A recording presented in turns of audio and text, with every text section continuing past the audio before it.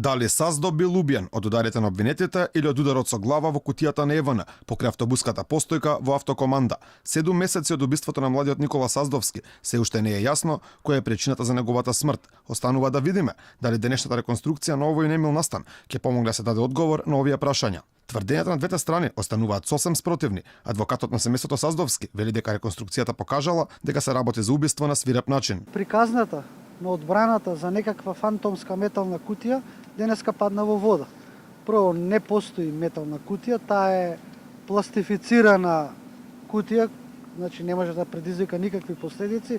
Меѓутоа и од исказите на сведоците јасно се виде и од исказот на вештакот дека последиците се од удари кои што траеле минута до минута и пол. Таткото на Саздо вели дека исказите кои ги дали обвинетите за убиството на неговиот син се лажни и контрадикторни. Околу изјавите на обвинетите за настанот, тие беа толку, како што кажа Ванчо, контрадикторни и нивниот опис беше во тоа дека малте не Никола ги нападнал нив и на некој начин дури тој нив ги истепал. Од одбраната пак велат дека кутијата не е пластична, туку метална, а само била пластифицирана. Ова е местото каде пред 7 месеци беше убиен Никола Саздовски Саздо. Ова е кутијата за која што одбраната тврди дека била причината за смртта, а не ударите на обвинетите.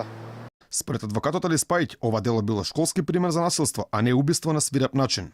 И самите сведоци, како и исказите на обвинетите, непосредно дадени на оваа реконструкција, а во корелација на даденото на самите главни расправи, можеме да заклучиме дека навистина постои таа кутија, навистина истиот бил во позиција како што опишаа сите сведоци и навистина ударот е од кутијата.